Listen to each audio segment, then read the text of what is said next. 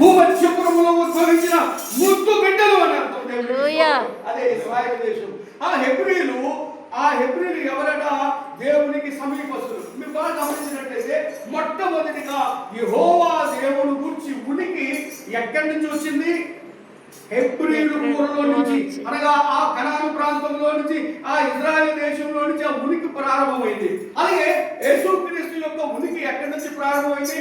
ఆ ఇజ్రాయెల్ దేశంలో ఆ ప్రాంతంలోనే యేసుక్రీస్తు ఉనికి ప్రారంభమైంది. అలాగే పాత నిబంధన కొత్త నిబంధన ఉనికి ఎక్కడ ప్రారంభమైందంటే ఆ యొక్క హెబ్రీయులు అనగా దేవుని బిడ్డలు, ఇశ్రాయేలు జనాంగం ఏర్పాటు చేయబడిన జనాంగం అని అర్థం.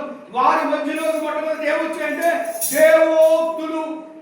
సమీపింపరాని తేజస్సులో ఆయన మాత్రమే వసించుచు అమరత్వము గలవాడు సైన్యములకు అధిపతి అయిన యెహోవా బాహువులో నుండి నేరుగా వాక్యం ఇశ్రాయేలు దేశం అనగా భూమధ్యపురానికి ఉద్భవించింది. అదే హల్లెలూయా, హల్లెలూయా. ఎక్కడికి వచ్చాడు యేసు ప్రభు?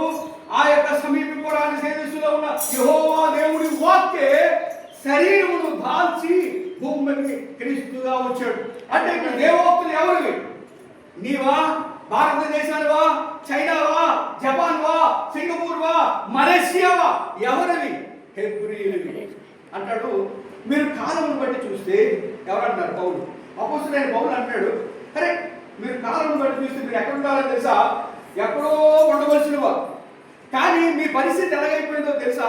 అతి దారుణంగా ఉంది. చూడండి, ఏ పత్రికలు ముందున్నాయో చూడండి. యోహాను సువార్త, అది మత్తయి, మార్కు, లూకా, యోహాను. తర్వాత చూడండి అపోస్తలుల గారి తర్వాత రోమీయులు ఎవరు? హిందువులు. రోమీయులు ఎవరు? కొరింథీయులు ఎవరు? హిందువులు. గలతీయులు ఎవరు? హిందువులు. రోమీయులు, కొరింథీయులు, గలతీయులు వీళ్ళందరూ మీకన్నా వెనక వచ్చిన వాళ్ళయ్యా, వీరు హైందవ సహోదరులయ్యా. అలాంటిది వాళ్ళు ముందున్నారు, మీరు ఎక్కడున్నారు? వెనుకనున్నారు. దేవునికి స్తోత్రం. హెబ్రీలు ఎక్కడున్నారు? హెబ్రీలు ఎక్కడున్నారు అంటే వెనుకనున్నారు.